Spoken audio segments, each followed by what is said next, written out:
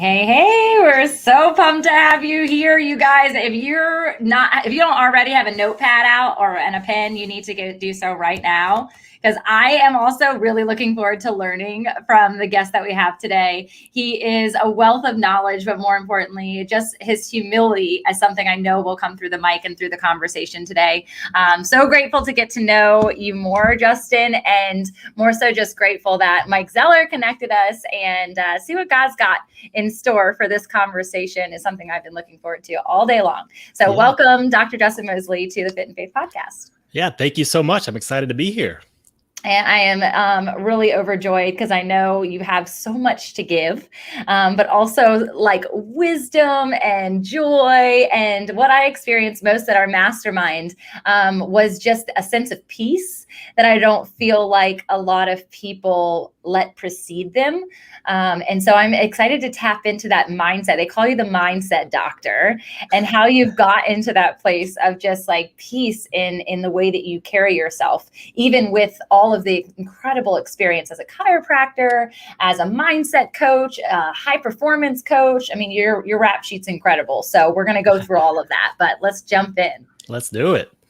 All right. So you guys, Dr. Justin Moseley, right? The mindset doctor. He has the Power of Mindset Summit. And this is the thing I want to start with. He believes that you are one mindset shift away from completely transforming your life. And I want to know where that revelation came from and how it's going to best serve each of your audience members, but also these ones. Yeah. And so just a little bit of a background. I am a chiropractor by trade. My wife's a chiropractor as well. And she runs our practice now so I could do this full time and really follow the call that God has on my life. And really my intro into personal development for me came from Tony Robbins when I was 16. I read my first Tony Robbins book, and it just really excited me to how you can change your life. Like, you don't have to stay the same. You can rewrite the story of your life. And I believe that's what holds so many people back, is it keeps them from getting what they want, is the story they're telling themselves of why they can't have it. They make all the excuses and all the limiting beliefs they have keep them from getting what they want because they've bought into this old story. But you have the power to change. You have the power in a moment to make a shift and completely change your life. It's so good. And that is, this concept of evolving, I really love, but it's this knowing that like in this present moment, you have a choice. You have a choice to lean in to those limiting beliefs and allow them to control the next step, or to release them and step into your power, step into your authority, step into your calling, step into your value, all which are predestined, literally based on your creation, based on the God within you and the God who created you. And I think Tony Robbins is brilliant. I've actually had some weeping, sobbing experiences with Tony, not in person. I got to get to one of his events one day, but through the Netflix one that he had out, I think it was maybe last year or the year before.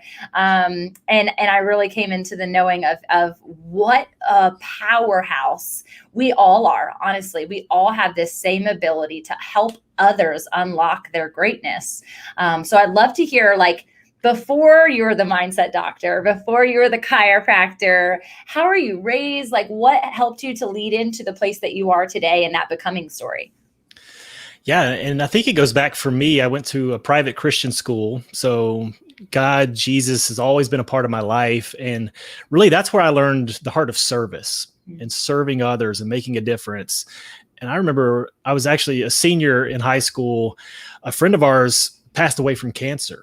And this was back early 2000s. This childhood cancer wasn't a common thing. So he was the only kid we knew growing up that had cancer. But I remember when he passed away, he was part of the baseball team with us. We went to the baseball field and we all were just celebrating his life. And I remember saying right there, one day I'm going to come back and I'm just going to serve this community, because I was so blessed growing up here in the school and the community that I was in. One day I'm going to come back and I'm just going to serve. I don't know what that looks like, but I'm just going to give. And there's a lot of changes from what I thought that looked like along the way, but it's being open to, again, the call that God has on your life, and just being open to changing directions if you need to change directions to walk out that calling.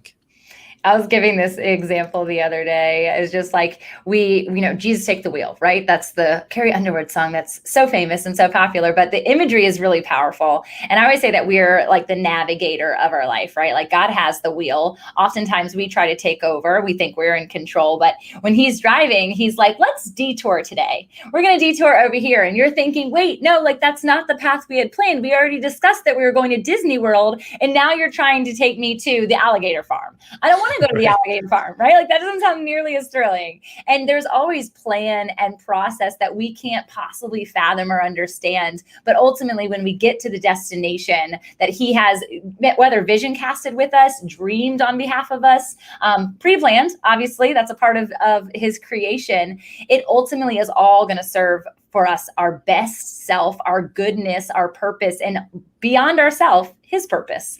And I think so many times when we're envisioning something, we're thinking about something, we're planning something, we're positioning everything in a selfish realm rather than a selfless realm. And I love that you started with service, because ultimately I think that's what the power of mindset is. Less about us and being able to help serve others based on our unlock.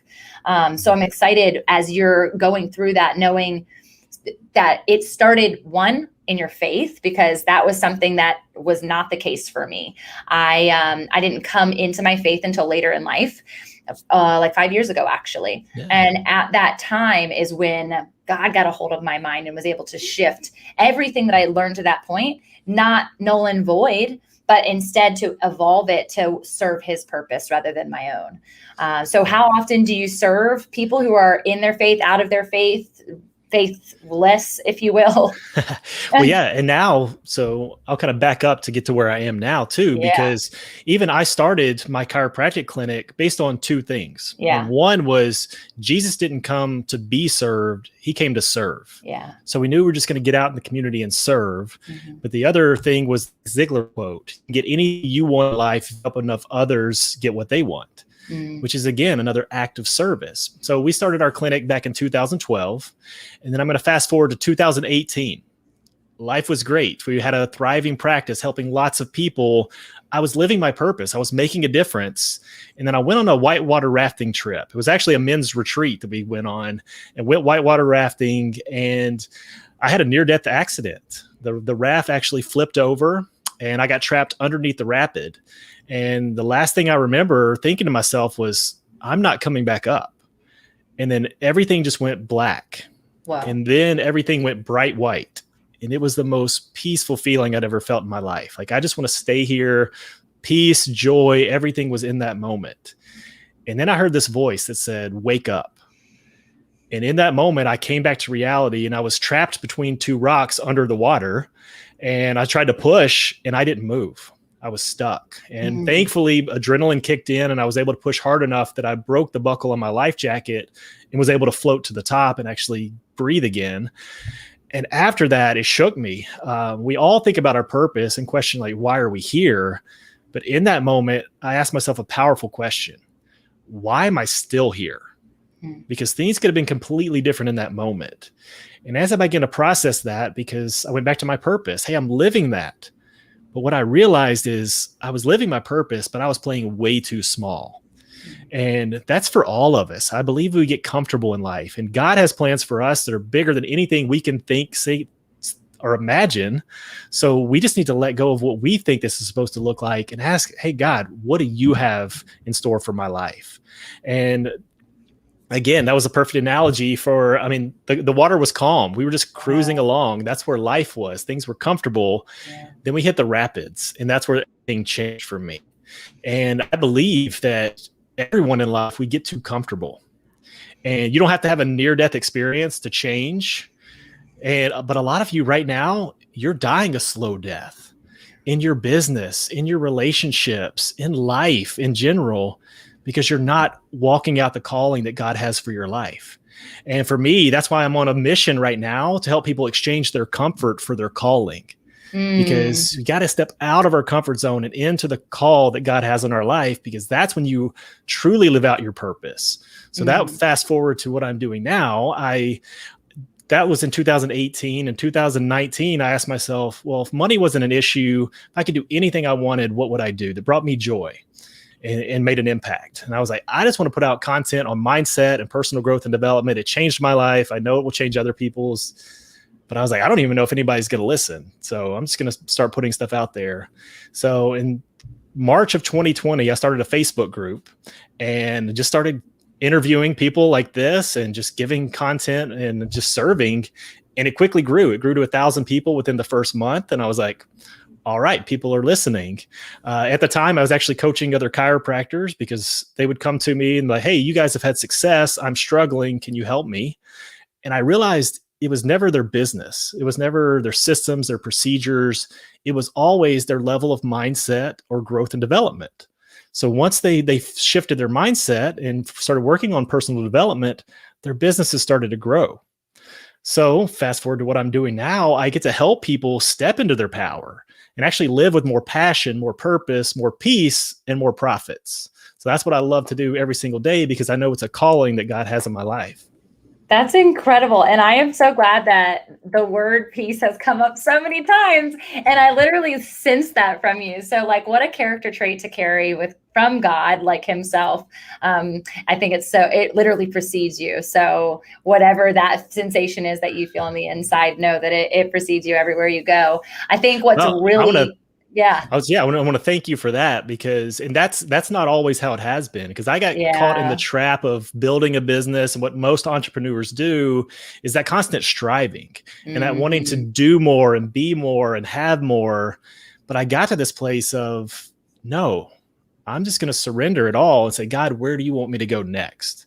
Because I've been there where I tried to go a certain direction and God was like, no, you need to come over here. Yeah. So now I'm trying to, as much as I can, stay in the moment and ask his direction of where to go next. And honestly, Justin, that was one of the most impactful conversations that I had that entire retreat. I came back to my team that Monday and we were sitting there, and by the end of the conversation, everyone was weeping, not much unlike the retreat that we were on. But when we were sitting at that final couch conversation we just had all of this wealth of information. You guys, I took 55 pages of Google Doc notes. Okay, 55. Wow.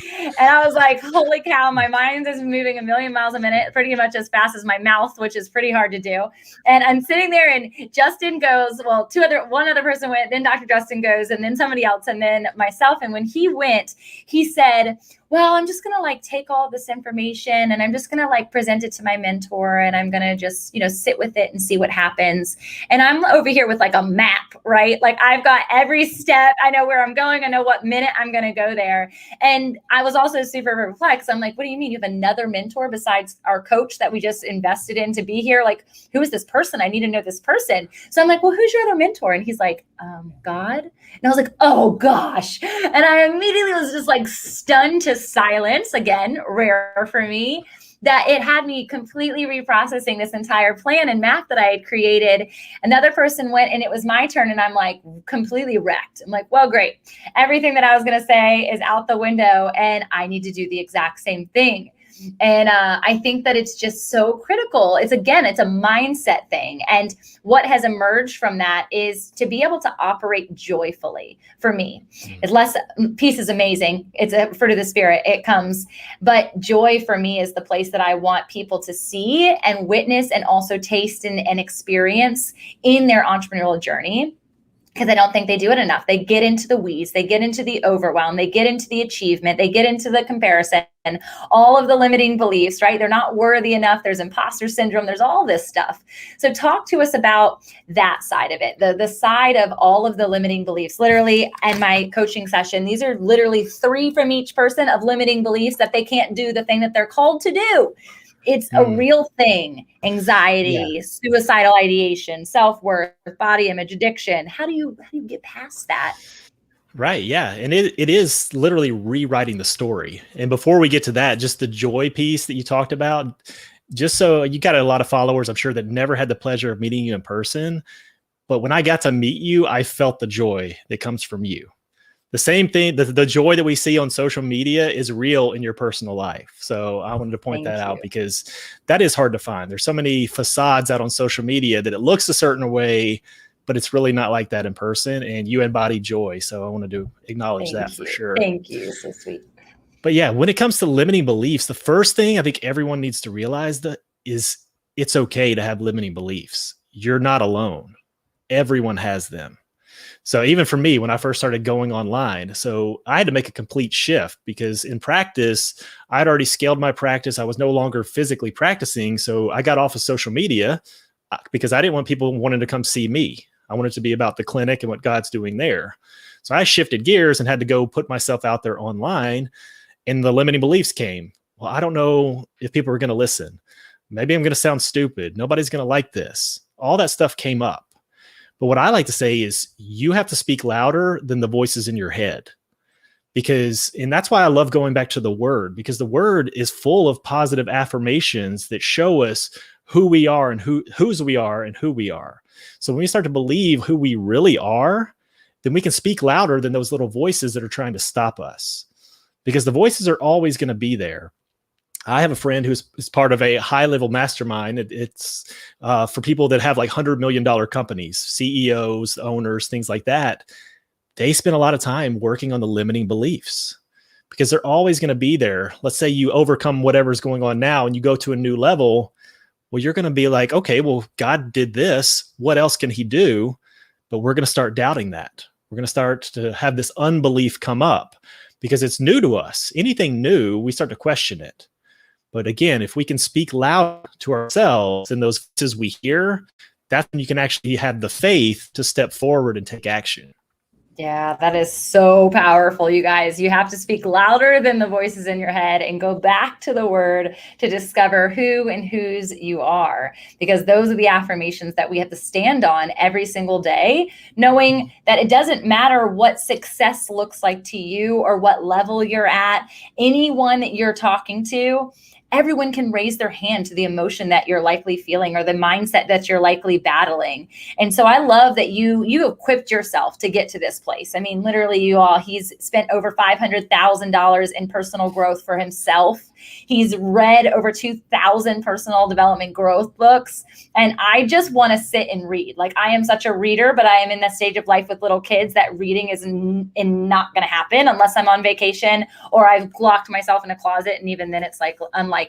So I want to know when you had time to read all of these books and when you had time and what are some of your favorites? Yeah, it's a great question. That's a question I get all the time. So average 100 books a year for the last 5 years or more. And people are like, how do you do that? Well, I use what Tony Robbins calls net time. So no extra time. If I'm driving, I could be listening to an audiobook. If I'm helping my wife with things around the house, could be listening to an audiobook. So I do a lot of them by audiobook now. I have taken speed reading courses as well, so I can read through books a lot faster than the average person. But on average, I listen to an audiobook at twice the speed. Some I can get all the way up to 3x. And here's a hack for that. If you listen to books with headphones, you can actually process it at a higher speed. If you're trying to listen it through your phone or through your car speakers at a higher speed, it's harder to process. So if you want to get through a book faster, listen through your headphones. You can actually process it a lot faster. But the reality is like, even let's say you're driving 30 minutes a day. If you're listening to it at twice the speed, you basically got an hour worth of reading that day just listening in the car. Well, that's so 5 days a week. That's 5 hours. Have you ever tried the app Blinkist?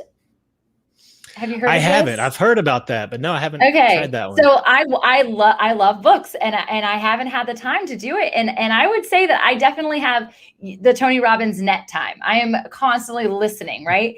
Clubhouse has infiltrated its way into my podcast and Audible app, which is a balance thing that I have to figure out a little bit here. But it's this realization that this Blinkist app allows you to download the same book that you would listen to in entirety. And it gives you basically the Cliff Notes version or Spark Notes is what I used to use when I was in high school and college. Yeah. And it gives you that 15-minute version of the biggest takeaways of the book. So you haven't read the book in its entirety, but you've understood the concepts, at least to the point that you can in 15 minutes versus what would be 5 hours. But I really enjoyed it because on Clubhouse, everyone's dropping these book titles all the time. And I'm like, my library is huge. I cannot possibly do all of this, especially in the midst of still wanting to activate in what I learn. So I'm curious, do you have like a note-taking strategy, or how does it like deposit to the point where you get to activate? Yeah, and that's a great point though, that 15-minute book summary, because one of the biggest things I learned from reading so many books is books really only have 3 to 5 main points they're trying to get across anyways. The rest of the book is just filler. I mean, the author starts with like, these are the points I want to make, and then how do I fill up each chapter to make that point? So that's a perfect way to do it if you can just shrink it down into 15 minutes. Yeah, I really liked it. But yeah, for me, I am just an audible learner. That's how I made it through most of college and grad school without even taking notes. Like, I hate to write down and like actual write physical notes, but just processing it audibly, I can just do that naturally. So that just comes natural to me. I do make notes because I like to make a lot of content off the stuff I read too. So I open Evernote in my phone and I'll write down. On Audible, I will actually save like a note in the book and say, this is what I liked about this section, so I can remember to go back to that. But yeah, for me, I'm very audible and visual learner. So that works really well for me. I love that. I think it's incredible. And I know that anytime I'm picking up a book, whether I take away the whole book and I'm like, this book was amazing, or I'm like, this concept is really good. Now, I don't know that I saw in your bio, are you yet an author? I'm in the process. I actually co-wrote a book with Mike, and then I have another one that's in the works too. Amazing. Is the co-written one already published? It's not. We went through a traditional publisher. Yeah. And it's taken forever. Oh yeah. So yeah, that's been a long process. We thought, are you going to self-publish the next one? I think so, because of just the process we had to go through for this one. Yeah, I've heard a lot of people transitioning to that now, especially as self-publishing is becoming easier through Amazon and things like that, that there's a nicer royalties because you're not sharing it with someone, but additionally just the time frame. I think for me, I've been writing a book, for 3 years, and it feels like this is the longest process ever. And I'm like, I need activation, but I also want output. Like, I'm like, let's make this happen. Right. But I found a lot of it, and it is this thing in correlation to what God has in store for us as well, is that pace, even though it's not the planned pace I have, it's been his pace the whole time, that I'm ready for it to come only because I know that I have learned what I needed to learn in the writing process, not from writing, but from the message. Like, I feel completely healed by the story rather than I was writing from a place of wound in the beginning. And so I know that it's time for people to get it because I feel whole. Yeah. And I mean, and writing is a very intimate thing, but just like this, the content you put out, your social media posts, it's all a version of creation for you. Yeah. And a lot of it's our own journey. We're sharing the stuff either we went through or the things that God's working in our own hearts to share with someone else. Because we never know how it's going to speak to someone. I remember even when I was in chiropractic school, I went and met with this, he was a leader of this mega church down in Atlanta. And just talking to him, I was like, do you feel pressure like having to speak to this many people every Sunday? And he said, no. He said, my job's not to speak to their hearts.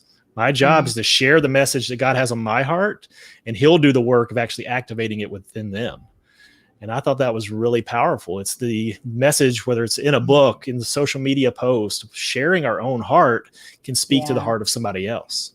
Yeah. And how much more free does that feel? Right. Yeah, that take feels the pressure so off. much easier. Like, God's got it, right? I don't have to do it. I'm just sharing what he's teaching me in this current season or what he has taught me in the past. I wanted to circle back because I think your story is a vulnerable one, being underwater, being stuck underwater during the rocky part of the rapids, right? And having probably people yelling your name.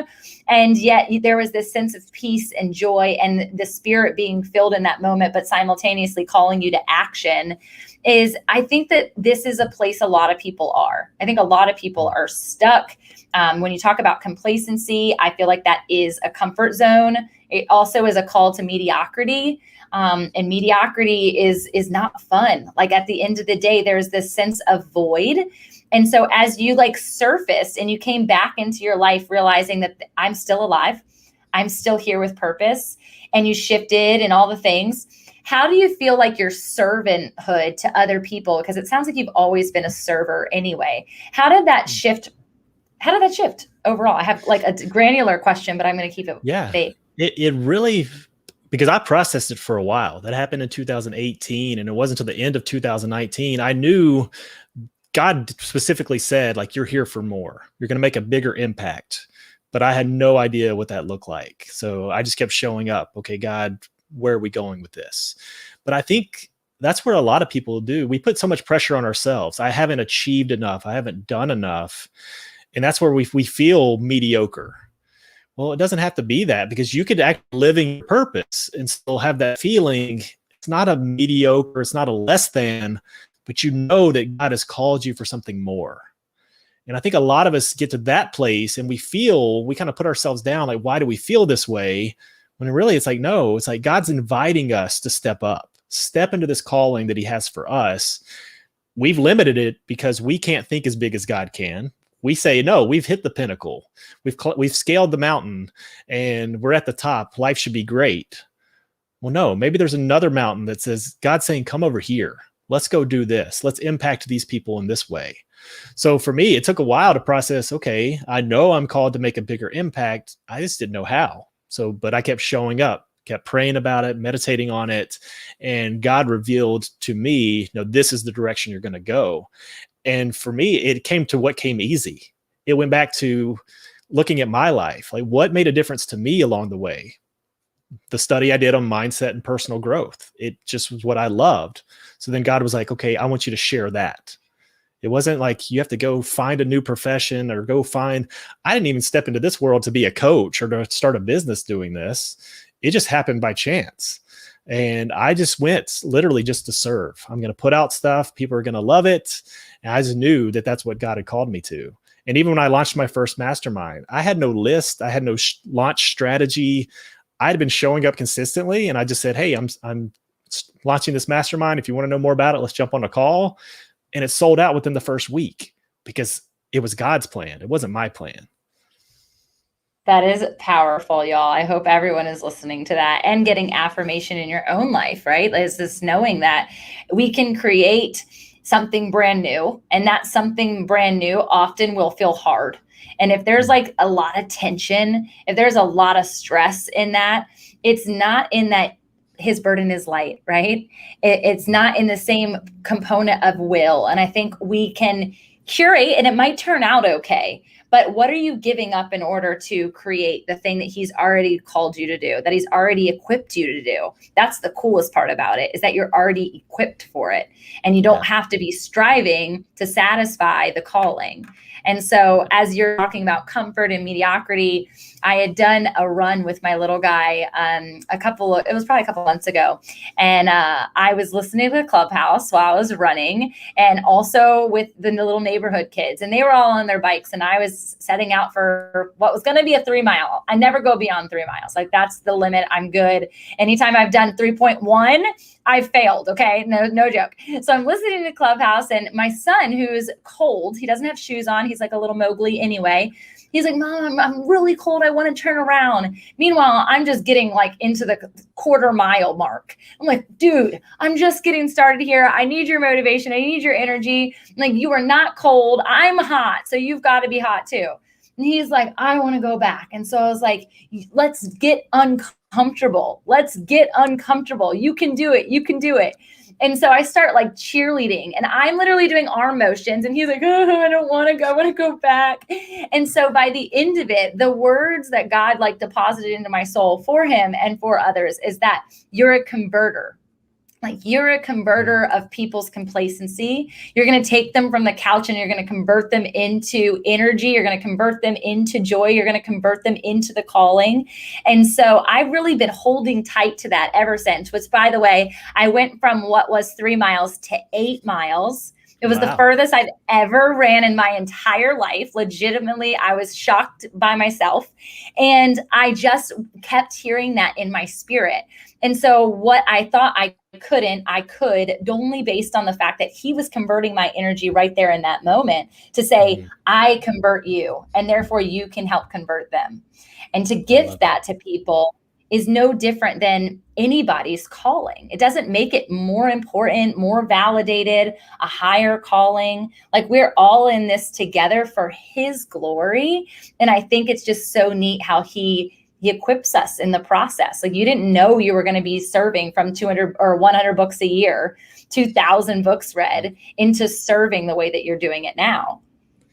Yeah. And that's, I mean, your heart is a lot along mine of just that helping people step into their calling, because I believe people do settle for less than what they're capable of.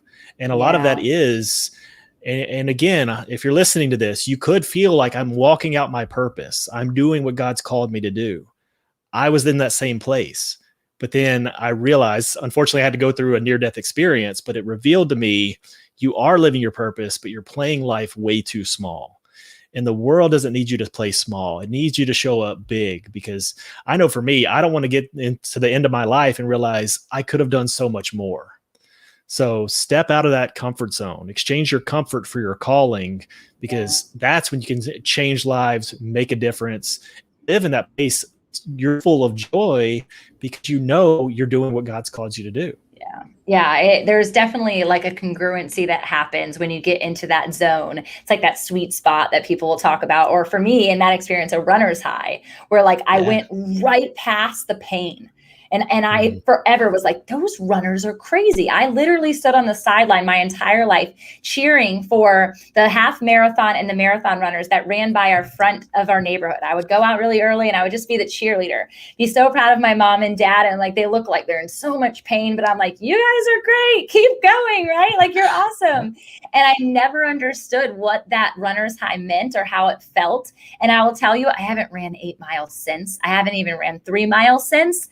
But the fact that I got to experience it, it was my like near death experience, right? Yeah. Is I was like, I cannot breathe. I'm having this terrible side cramp. There's no way I'm going to keep going. And then Laura Wild jumps on, and she's an NBA like coach and player towards the women's NBA. And I was like, okay, if she can do it, I can do it. And I just let somebody else's mind, I borrowed their mentality for a little bit so that I could believe in myself. And I've never said this out loud, but isn't borrowing my mentality, borrowing your mentality, exactly what people are doing to break past that barrier of comfort? Absolutely. It's coaching. That's something I do with my clients, is because we only have our own perspective and our own point of view. So we keep doing the same things over and over. Well, if you want more confidence, why don't you borrow somebody? Who do you look up to who's more confident? Or you want to be a better speaker? You can watch YouTube videos. You can see how people move on stage and how they use their body and use their inflection. And you can borrow that for them. And the more you practice it, it becomes part of you. You can increase your confidence. You can increase your joy. You can increase anything you want by borrowing it from somebody else. I love that. It's so good. It's so good. And knowing, obviously, you've helped 2,500 entrepreneurs break through their current barriers to unlock their full potential and their deepest desires. And I think, one, that's a lot of people. So that's kudos. That's incredible. And two, it's the knowing that there's this massive ripple effect that takes place, a ripple effect that you might never get to see. And I think a lot of people look at impact and they want to see huge numbers. They want to see 25 million, right? Or they want to see that there is so many listeners that the whole device just breaks down and you just tech glitched because there's that many people on Zoom. That's not always the way God works. And he happens in the whisper just as much as he happens in the roar. And I think what we fail to remember is that it might not be even in our flesh and our breath here on earth that the massive ripple effect takes place. Because you could be affecting a father of a David, right? That you never get to meet. And I think when we talk about the one and affecting the one, and we go leave the 99 for the one, as the gospel says, but it's hard to wrap our head around sometimes because there are people who hit the 25 million. And so tell us from a mindset perspective, as you're searching and helping all these people, what is your mentality from a self perspective as you touch other lives? Yeah, and there's a quote. It's by a chiropractor, the developer of chiropractic, BJ Palmer. He said, "You never know how much what you say, think, or do today can affect the lives of millions tomorrow." And it's so true. It's like, you never know who you're going to impact. there's probably a lot of people that watch your podcast and everything that you do all the time, and it means something to them, and they never reach out to tell you. And so you'll never know the impact you had, but you're still making it. So that's the biggest piece for people. If you start putting yourself out there and you want to help people, don't get caught up on the numbers, because you never know how many other people you're helping, and you'll never know about it. And remember, I clearly had a vision that I want to help over 1 million people better their lives. And I ran a summit, virtual summit, The Power of Mindset, and I interviewed David Meltzer, and he had the vision of, he wants to help 1 billion people. But he has it broken down. He's like, if I help 1,000 people and they help 100 people, and he had this multiplication process of, I help these people help others. And then it just multiplies. Oh, that gives me chills. Yeah, that's what it's all about. It's like, hey, we're here to spread love, spread joy, spread a message that makes an impact without caring of, hey, it's not a one-to-one. It's not, hey, I reached 100 people today, 1,000 people, 1 million people. No, it's like, what did I put out that made a difference in somebody's life today? Yeah. And that's all it's about. And that is also leans itself to the biblical understanding of his principle of multiplication, and he will multiply it. It's not in our flesh or our fixing or our creating or our planning or our checklist checking that we're going to multiply the thing that he has already planned. You could literally run yourself into a wall 1,000 times and become insane by doing the same thing and expecting a different result. But if you can just stay in that zone of peace, like we talked about with you, or that zone of joy that I talk about, it's the knowing that we get to do this and we get to do it seamlessly without all of this effort. I can totally tell the day that I've been existing in my zone of genius, what my demeanor is when I walk through the door with my kids, versus if I have been in a zone of overwhelm and out of alignment with my zone of genius. I walk in and I feel like I have 1,000 more things to do. I feel irritable. I feel complacent. I'm like, oh my gosh, I'm never going to get all of this done. But when I am doing the thing I'm meant to do, I go home in such peace, even though my to-do list doesn't go away, right? I just impacted the 1 or the 5 or the 10 that God's gifted me for that day. So I love that perspective. Yeah. And it's important for everyone to know too. It's like, I'm not in peace at all times. You're not in joy at all times. But there's this an awareness. We can be aware of, hey, I'm moving away from joy. I need to correct and get back into joy. And then when you do that, then like you said, even the time with your family changes because you're aware of that. So many people aren't aware. They just go through the same cycle every single day, from the way they wake up, they turn over and they hit the alarm, they go fix their breakfast, the way they drive to work. Their whole day is pretty much the same every single day, but they expect a different result. Yes, that's the definition of insanity. It literally is. Yeah. How am I going to catch myself and be like, no, I'm going to live in peace today. I'm going to live in joy. I'm going to make a difference today, and just keep reminding yourself of that. And another way that I love to do it and even experience joy, and I'm sure there's specific ways that you experience peace, whether it's that meditation or that prayer or worship, and putting that into your schedule, is giving myself excitement or joy like scheduled into my day. It brings me the excitement of knowing that even though in entrepreneurship, it's hard, you guys, there's definitely pieces that are not in joy. I'm like, I don't want to do this thing. I don't want to write this email. I don't want to send this invoice. I don't want to do all those medial things that create and compound to a really big to-do list. However, I know that if 2 hours later, I'm going to go get lunch with one of my girlfriends, or I'm going to have a coaching call that is just, I'm going to get to pour out everything that I've been poured into the last couple of prayer sessions or quiet times or church services with somebody. It feels so good to know that I can get through this, because when I get to that, I'm going to feel refueled. And so sometimes you do have to grit your teeth and do it. And I don't want people to think that there's a false, like, oh, everything I do is rainbows and butterflies, even though everything I do is rainbows. That is true. It's not all butterflies. So I just think that there's an important piece. And I love that you shared that. It's not all peace. It's not all joy. But there is that alignment zone of getting back into that place and scheduling it out. I think also understanding that surprise is a huge part of that. And nobody is willing to be surprised anymore. Nobody is willing to adjust that schedule of what they're doing day in and day out, because it feels like they're in control. You're never actually in control, even when you feel like you're in control. Yeah. I'd love for you to, I'd love for you to speak to like a daily routine or the things that you add into your schedule to help these high achievers. Cause I know entrepreneurs in general are high achievers. How do you help them release and get back into that zone of genius? Yeah. So morning and evening routines are very important. And the way you start your day the way you start your morning is the way you start your day. So by having a powerful morning routine, but the way you start your evening is the way you start your life, because the evening actually affects your subconscious mind. So if you fall asleep just watching TV, hopefully not the news, things like that, you're actually imprinting messages into your subconscious mind. But instead, maybe you meditate, maybe you prayer, devotional before you go to bed, you do positive affirmations before you go to bed, you can actually start to rewire your subconscious mind to believe those affirmations. And it all comes down to an identity. And that's a big part of my story too. Like, I was a successful chiropractor and I did that for years. And I actually blew my shoulder out adjusting to the point where I physically couldn't lift my arm. And there was a dark period there where I had lost an identity, because my identity was I am a chiropractor and I physically can't do that anymore. I can't help people. It's like, well, why am I put here? I'm start questioning my purpose. But the reality is it's because my identity was in being a chiropractor. And when I came to the realization that chiropractor is not who I am, that's what I do. And then you start to get deeper in, well, who am I really? And there's a lot of people here. I think there's freedom in this. If you can get away from the identity of a label of who your job is or the role in your family, whatever label you've put on yourself, and realize that's not who I am. Who you are is deeper.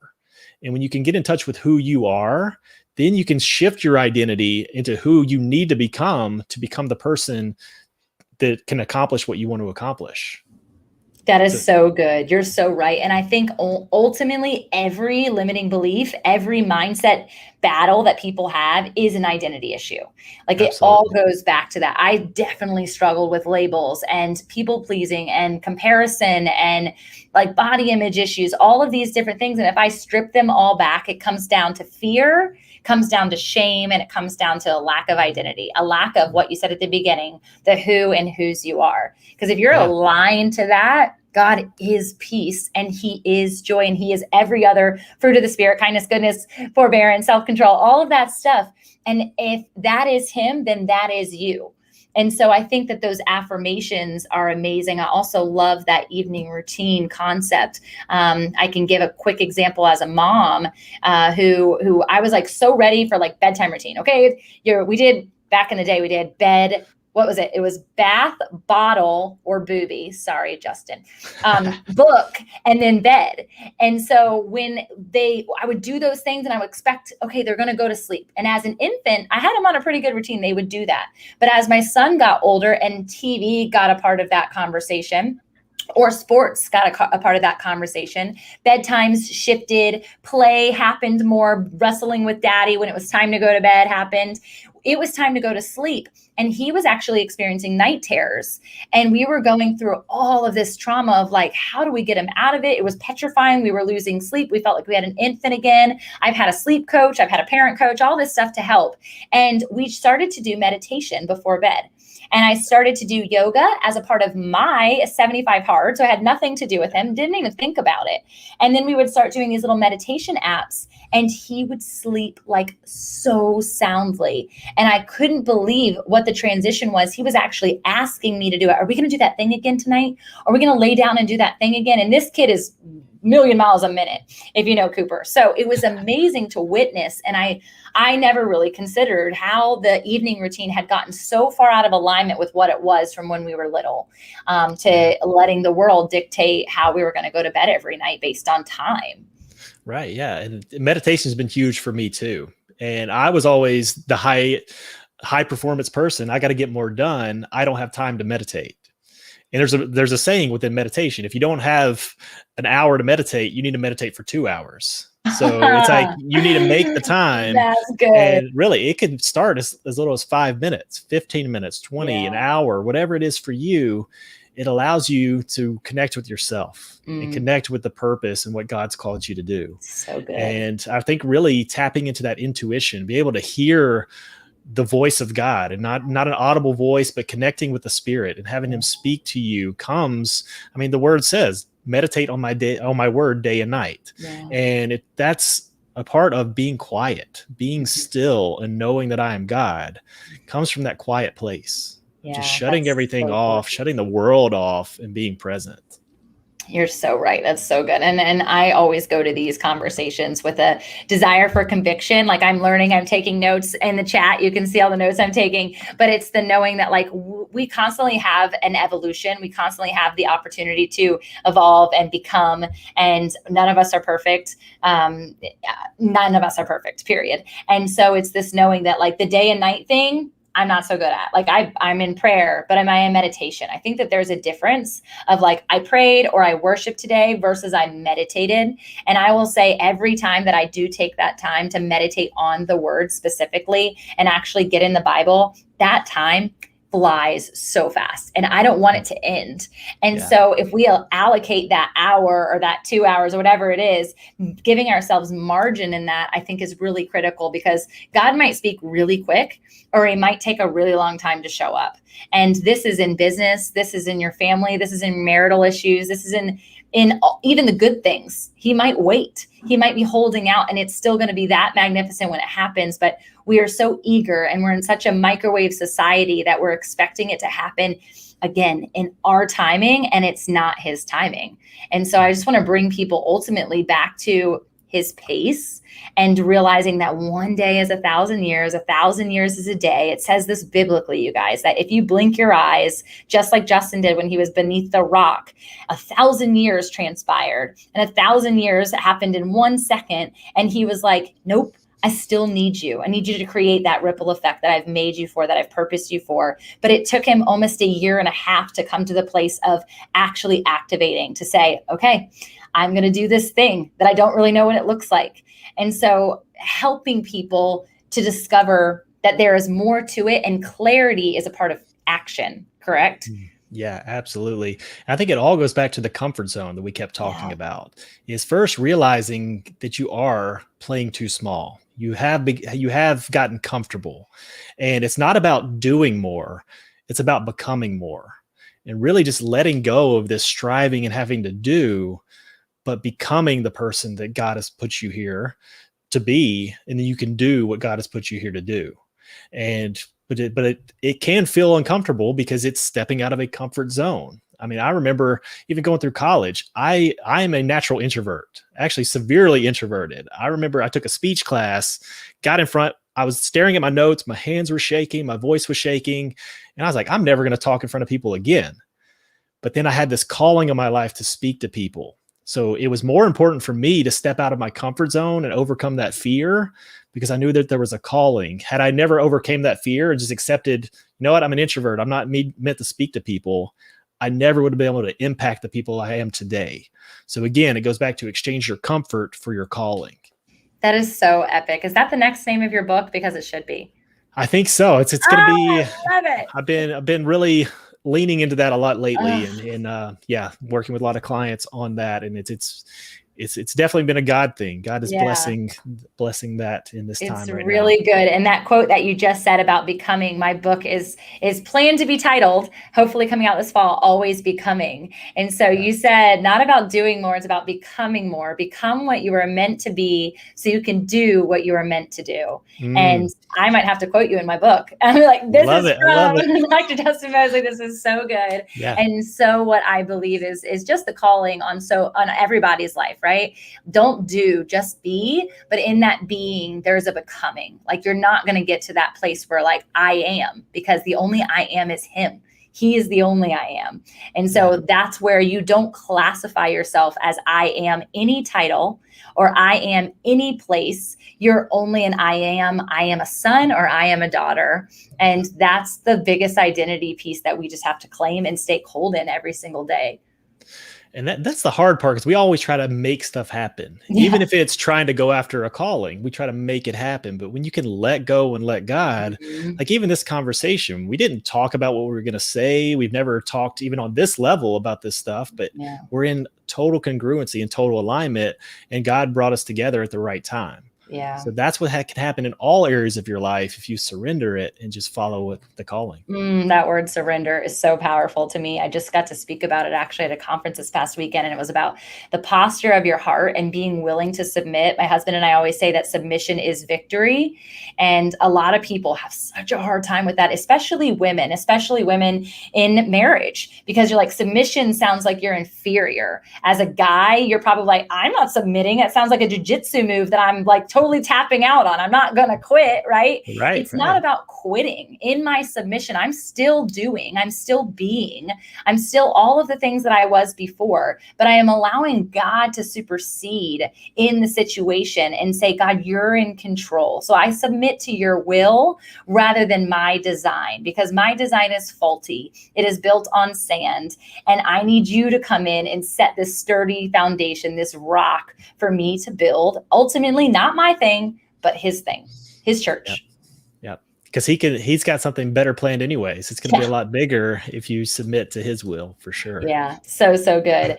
Dr. Justin, it was incredible to have you. I want to ask, like, finally, before you get off, when you're thinking about the title of this podcast, Fit in Faith, what does that mean to you? Really, and I come from a personal trainer background too. So the discipline it takes to be fit applies to get rid of the workouts, get rid of all that, but in your faith, have the same discipline in your faith that you would if you want to change your body. Because how much more important it is to change your mind to align with what God has for you. There you go. The mindset doctor is out of the house. You're in the house for a while, but he's out now. Thank you so much for being here. How can people find you? You have a podcast. Yeah, so it's not even officially yet. So I've been doing interviews in my Facebook group. It's a free Facebook group, mindset, personal growth stuff. It's just the Mindset Doctor community on Facebook, or follow me Instagram, Dr. Justin Moseley. But yeah, this was so much fun. Thank you for having me. It was amazing. You guys, all the links are in all the places, so you can just click and join him on the adventure and on his becoming process. Thanks again for being here. And you guys, go get in touch with the Mindset Doctor. We all need one. Bye.